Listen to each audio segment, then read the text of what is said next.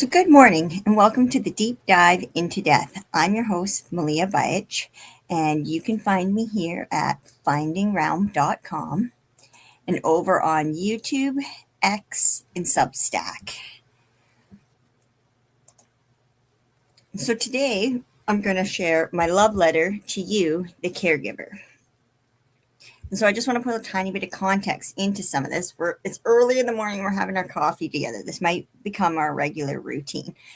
So I spent the last 2 months at what I call a death retreat, which is caring for somebody in their home while they die because they chose to live at home and they didn't have anybody to support them. So they hired a doula and we had a couple caregivers. So these writings, as I'm reading them, are a little bit past tense because over the 2 months I've been trying to build content for this show. So that's just to put a little bit of an idea of what's coming in to this. So this is my love letter to you, the caregiver. So the one that shows up before the sun rises, and to the one who stays long after the room grows quiet, and to the one who answers every call, even the unspoken ones. You've done the most incredible job caring, and you've gone out of your way to make things as beautiful as possible in circumstances that are anything but beautiful. You smooth the sheets, you adjust the pillows, you warm the soup, you wipe the tears. You hold the basin, you learn the rhythm of someone's breath. You run at every beck and call, and not because you're at someone's command, but because your heart does. This letter is for the home care provider, for the cleaner, for the gardener who keeps the flowers blooming outside the window, for the pet sitter who ensures a beloved companion is not forgotten. And you all know who you are. Often your work goes unnoticed. Society calls it just a job, but this is not just a job. You are the steady hands when the body grows fragile. You are the calm voice when confusion starts rising. You are the witness when pride falls away. And you are the nurturer, the empath, and the quiet provider of dignity. You are present for the most vulnerable moments of a person's life, and you know what others cannot, and sometimes what others will not. You clean what must be cleaned, and you tend to the body when it can no longer tend to itself. You handle the bowel movements. You lift, you turn, you wash, you soothe, and not because it's glamorous, because it's needed.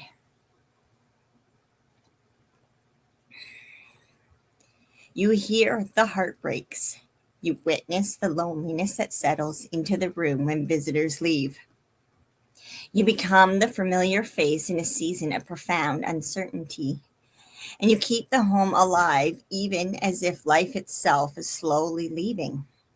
And I want you to know what you do matters more than you'll ever fully see.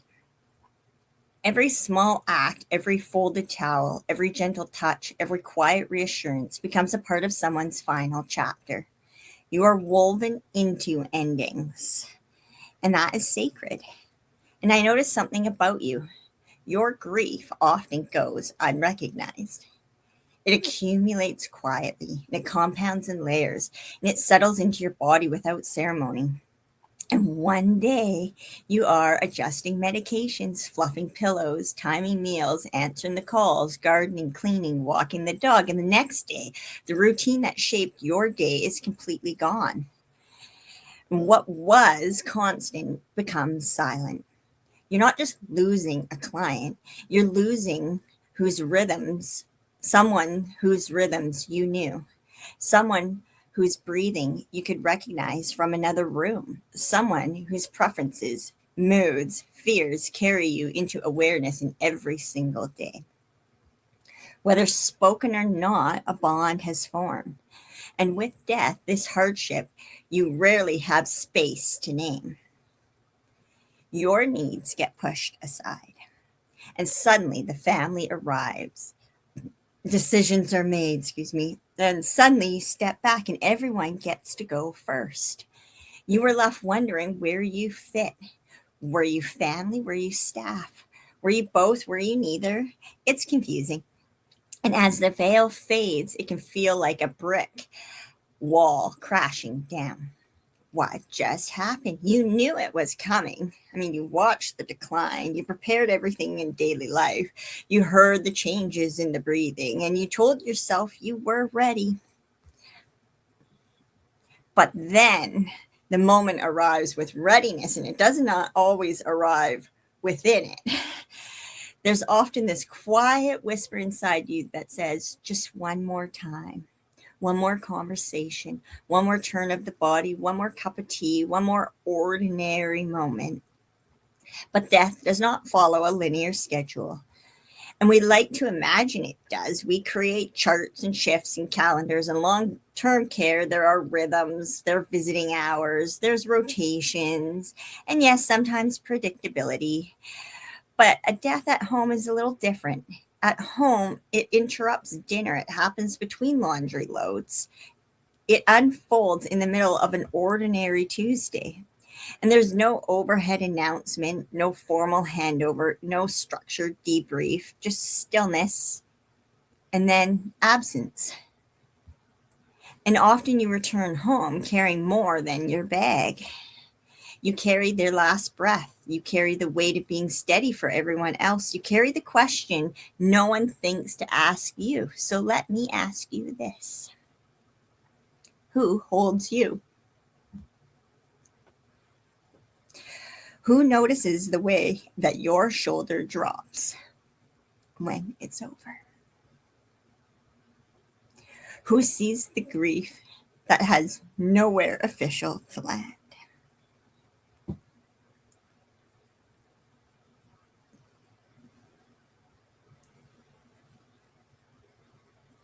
You deserve the space to feel this.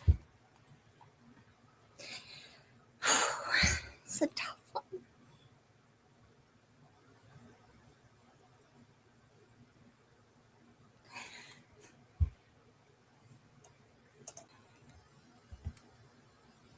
Not because you're weak, but because you cared. And this caring leaves an imprint. And I want to say something gently and clearly. When a death doula steps into the room, it's not because you have done anything wrong. It's not a correction or a replacement. It's not a silent critique of your care. It's simply that someone is looking for specialized support, and the kind that often falls in the spaces between our medical system. Even within palliative care and public health, there are gaps. Emotional navigation, family dynamics, ritual, meaning making, sitting in silence without needing to chart it. Sometimes guidance is needed from an outside perspective, someone who is not always entangled in the daily rhythms, someone who can see the whole room without being pulled at every thread. And this is incredibly hard to wear both hats, to be the caregiver who knows every medication, every meal, every bathroom routine, and then at the same time hold space for the conversations about letting go. Does not come easy when you are, for many, who hesitate to open for the fear of hurting you. So when a dying person, especially at home, control is slipping out of their hands. The body is changing, the household shift, and the air does feel different. And this is when comfort becomes less about fixing and more about navigating. A death doula steps in to help orientate everyone, to name what's happening, to the steady emotional waves, to create a space for what is unfolding. Will the doula get every word right? No, we won't. We're human too. And sometimes we'll have to do even the harder job of it all, and that's gently to facilitate the end, to say the things that no one wants to say, and to hold the silence after the final breath, and to support the room as reality sets in. But none of this erases you.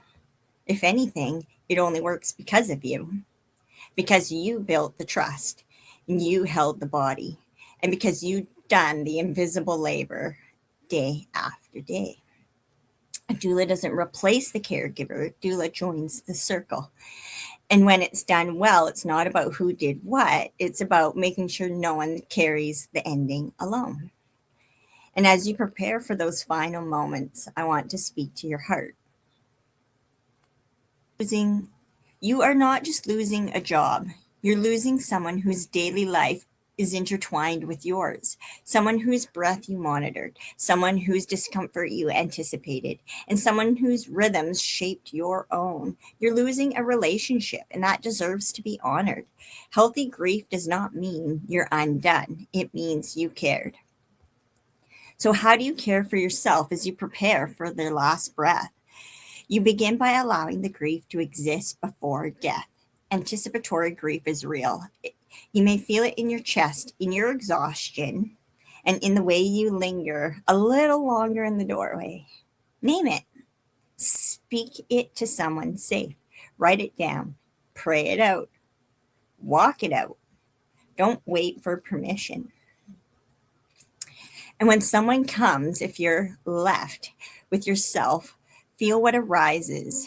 Or sorry, when the moment comes, if you are there, let yourself feel it when it arises.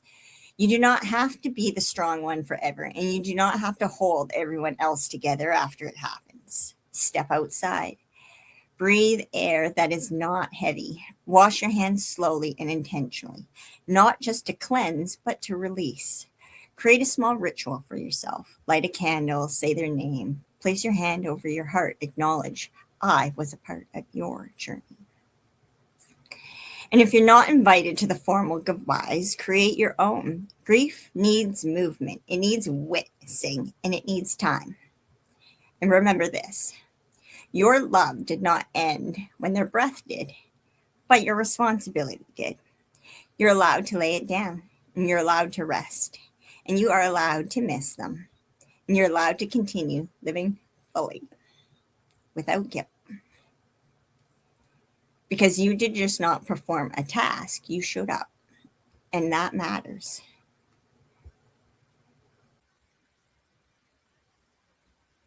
And I love you for exactly the way you are, even when it breaks your heart. And I hope someone holds you with the same devotion that you have given so freely.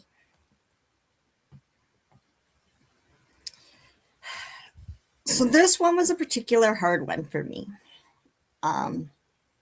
Especially when I had to write it, because at the time, our client, she was letting everybody go.